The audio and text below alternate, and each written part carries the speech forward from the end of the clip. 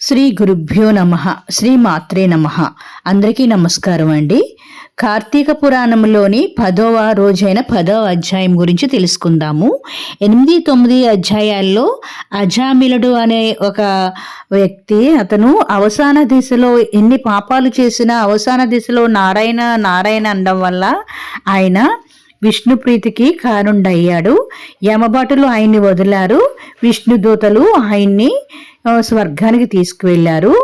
ఆయన వృత్తాంతం గురించి తెలుసుకుందాము. ఈ అధ్యాయంలోని యమభటులను అక్కడి నుంచి పంపించి వేసిన యమధర్మరాజు అజామిలుడు గురించి ఒకసారి ఆలోచన చేస్తాడు. అసలు ఈ అజామిలుడికి గత జన్మ ఏంటి అనేది ఆయన దివ్య దృష్టితో చూస్తాడు. సౌరాష్ట్ర ప్రాంతానికి చెందిన ఒక బ్రాహ్మణుడు శివాలయంలో అర్చకుడిగా పనిచేస్తున్నాడు. అయితే ఆయన దృష్టి శివుడిపైన కాకుండా ఇతర వ్యామోహాలపై ఎక్కువగా ఉండేది. ఆకర్షణీయమైన రూపం కలిగి ఉండడం వలన అహంభావంతో ఆయన మిడిసిపడుతూ ఉండేవాడు. ఆచార్య వ్యవహారాల కంటే ఎక్కువగా విలాసవంతమైన జీవితానికే ప్రాముఖ్యతనిస్తూ ఉండేవాడు. పరస్త్రీ వ్యామోహము ఆయన్ని వెంటాడుతూ ఉండేది. అదే ఇంట్లో అదే ఊర్లో ఒక పేద బ్రాహ్మణుడు ఉండేవాడు. ఆ బ్రాహ్మణుడికి పూట గడవడమే చాలా కష్టంగా ఉండేది. ఎంతో భారంగా ఆయన రోజులు గడుపుతూ ఉంటాడు. భర్త అసమర్థత కారణంగా ఆయన భార్య దృష్టి పరపురుషుడిపైకి వెళుతుంది. ఆర్థికపరమైన ఇబ్బందులు కూడా ఆమెను చెడు మార్గంలోనికి నడవడానికి కారణమవుతాయి. ఒక రోజున భర్త ఆ పూట భోజనానికి అవసరమైనవి తీసుకొచ్చి త్వరగా వంట చేయమని చెబుతాడు.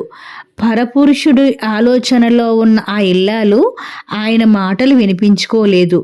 అతనికి ఆకలిగా ఉన్న అతనికి విపరీతమైన కోపం వస్తుంది. దాంతో ఇద్దరి మధ్య గొడవ పెరుగుతుంది. ఇక అలాంటి ఆమెతో కలిసి బ్రతకడం అర్థం లేదని చెప్పి ఆ బ్రాహ్మణుడు ఇల్లు వదిలి వెళ్ళిపోతాడు. భర్త అలా వెళ్ళిపోవడంతో ఆ భార్య తనకి మంచి స్వేచ్ఛ లభించినట్లుగా భావిస్తుంది. మరింతగా ఆమె పరపురుషులను ఆకర్షించే ప్రయత్నం చేస్తూ రోజులు గడుపుతూ ఉంటుంది. అలాంటి ఆమె చేత ఆ అర్చకుడు ఆకర్షింపబడతాడు. ఏ తోడు లేకుండా ఒంటరిగా ఉన్న ఆమెతో కలుస్తాడు. తరువాత స్త్రీ తన తప్పు తెలుసుకుంటుంది. తాను అలా చేసి ఉండకూడదని అనుకుంటుంది. ఇల్లు వదిలి వెళ్ళి భర్తను బ్రతిమాలి మళ్ళీ తీసుకొస్తుంది. అయితే ఆమె శివార్చకుడు చేసిన పాపం మాత్రము వాళ్ళని విడిచిపెట్టదు. ఆ బ్రాహ్మణుడు తాను చేసిన పాపానికి గాను ఈ జన్మలో ఆచారభ్రష్టుడై అజామిలుడిగా జన్మిస్తాడు. ఆ బ్రాహ్మణ స్త్రీ జన్మలో ఒక నీచ కుటుంబంలో జన్మిస్తుంది. జాతక దోషాలు ఉండడం వలన ఆ అమ్మాయిని తల్లిదండ్రులు ఒక దాసికి ఇచ్చేస్తారు. ఆమె పెంచడం వలన ఆ అమ్మాయి కూడా దాసి అవుతుంది. ఆ దాసి వ్యామోహంలో పడిన అజామిలుడు అనేక పాపాలు చేస్తాడు. ఇలా ఎన్నో పాపాలు చేసిన అజామిలుడు చివరి నిమిషంలో నారాయణ నారాయణ నారాయణ నారాయణ అంటూ కొడుకుని పిలుస్తాడు. ఆ నామమే ఆయనను కాపాడుతుంది. అప్పుడు అసలు విషయము యమధర్మరాజుకి అర్థమయ్యింది. ఇలా ఈ కథ ద్వారా విష్ణునామస్మరణ ఎంత గొప్పది అనేది జనక మహర్షికి వశిష్ఠ మహర్షి చెబుతారండి. ఇది 10వ అధ్యాయము. ఇక 11వ అధ్యాయంలోకి వెళదాము. కార్తీక మాసంలోని పురాణ శ్రవణం చేయడం వలన ఎంతో పుణ్య విశేషము. అందువలన తప్పకుండా పురాణ శ్రవణం చేయాలి. ఈ విధంగా చేయడం వలన విష్ణులోక ప్రాప్తి కలుగుతుందని జనక మహారాజుతో వశిష్ఠ మహర్షి చెప్పారు. అందుకు ఉదాహరణగా ఒక కథను చెప్పడం మొదలు పెడతారు. కళింగ దేశంలో మందరుడు అనే ఒక పేద బ్రాహ్మణుడు ఉండేవాడు. మొదటి నుంచి కూడా ఆయన ఆచార వ్యవహారాలు పెద్దగా పట్టించుకోకుండా తనకి తోచినట్టుగా జీవిస్తూ ఉండేవాడు. కుటుంబం గడవడం కోసము కూలి పనులు చేస్తూ ఉండేవాడు. మందరుడు ఎంతటి దుర్మార్గుడో ఆయన భార్య అంతటి ఉత్తమురాళ్ళు. తన భర్త సంపాదనను బట్టి ఆయన సమర్థతను అంచనా వేయకుండా ఎంతో ప్రేమానురాగాలతో చూసుకుంటుంది. ఆయన ఏది తెచ్చినా ఆ భగవంతుడు ఇచ్చింది అదేనని అనుకుంటూ ఆ పూట గడిచినందుకు సంతృప్తి చెందుతూ భగవంతుడికి కృతజ్ఞతలు చెప్తూ ఉండేది. అంతేగాని ఇరుగు పొరుగు వారితో పోల్చుకుంటూ తన భర్తను ఎలాంటి ఇబ్బంది పెట్టేది కాదు. ఇతరుల ముందు ఆయనను చులకన చేసేది కాదు ఎప్పుడు. అలా చాలా గుట్టుగా ఆమె కాపురం కొనసాగిస్తూ ఉండేది. అలా కొంతకాలం గడిచిన తరువాత కూలి డబ్బులు తమ అవసరాలకు సరిపోవడం లేదని భావించిన మందరుడు ఇక తాను ఎక్కువ మొత్తంలో సంపాదించాలంటే దారి దోపిడీలు చేయడం మినహా మరో మార్గం లేదని నిర్ణయించుకుంటాడు. ఆ రోజు నుంచి కూలి పనులు మానేసి ఒక కత్తి పట్టుకుని అడవి మార్గంలో కాపు కాయడం మొదలు పెడతాడు. ఆ మార్గంలో ఒంటరిగా వెళ్లే బాటసారులను బెదిరిస్తూ వాళ్ళ దగ్గర ఉన్న సొమ్మును బలవంతంగా దోచుకుంటూ ఉంటాడు. అయితే ఈ విషయము భార్యకు తెలియకుండా జాగ్రత్త పడతాడు. ఒక రోజున దట్టమైన అడవిలో ఒక బ్రాహ్మణుడు కొంత సొమ్ముతో హడావుడిగా వెళుతూ ఉంటాడు.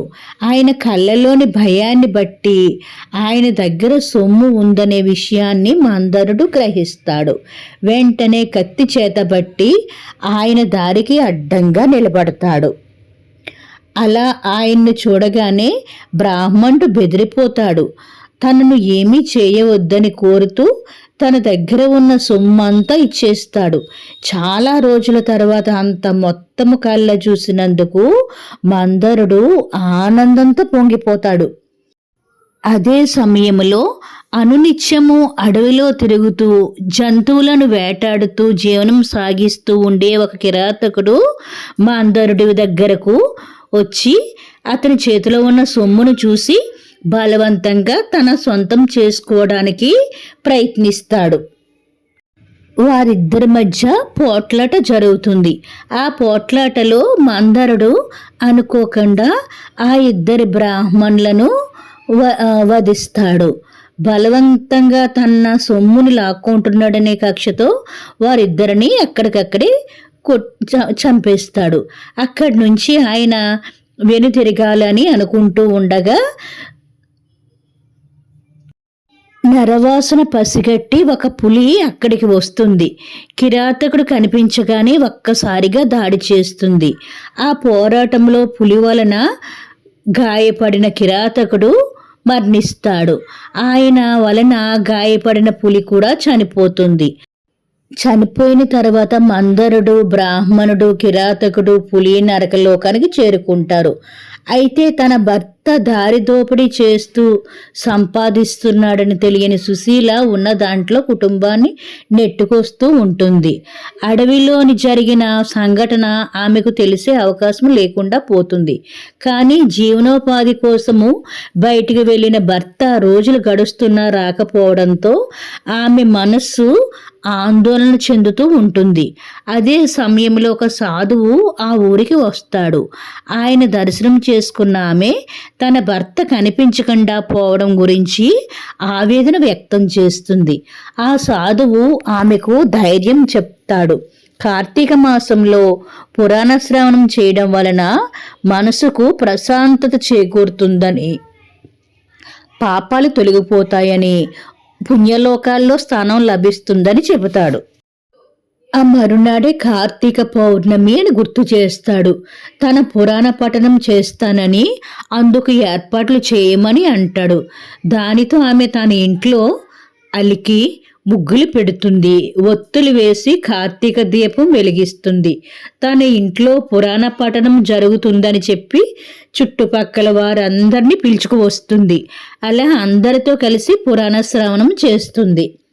పురాణ శ్రవణం గొప్పతనం వలన ఆమెలో భక్తి పెరుగుతూ వెళుతుంది.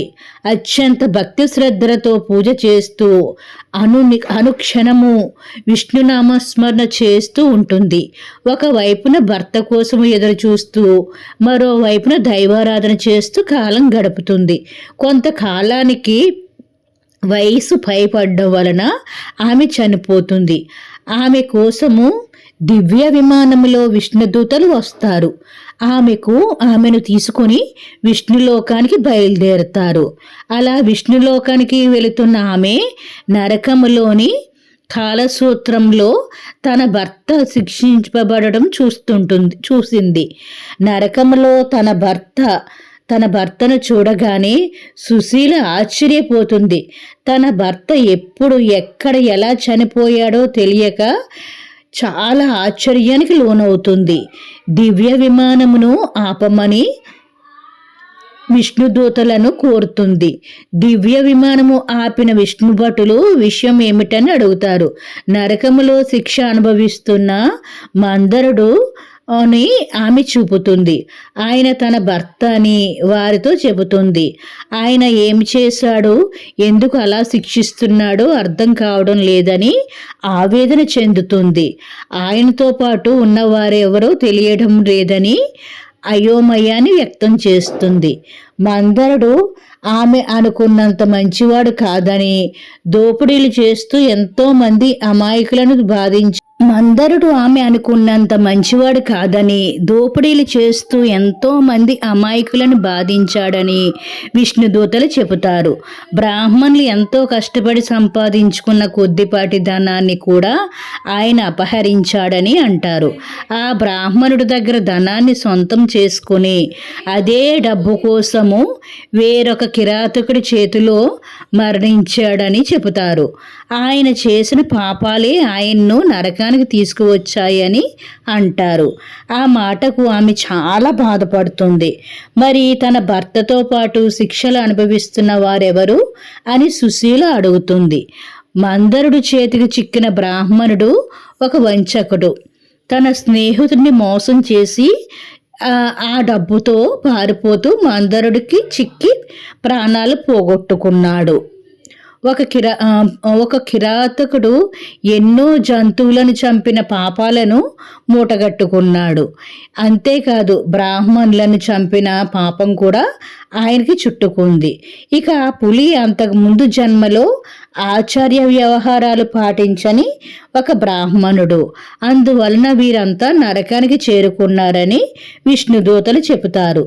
తన భర్తతో పాటు మిగిలిన ముగ్గురు నరకలోకం నుంచి విముక్తి పొందాలంటే ఏం చేయాలని విష్ణుదూతలను సుశీల అడుగుతుంది. అప్పుడు విష్ణుదూతలు పురాణ శ్రవణం గురించి ప్రస్తావిస్తారు.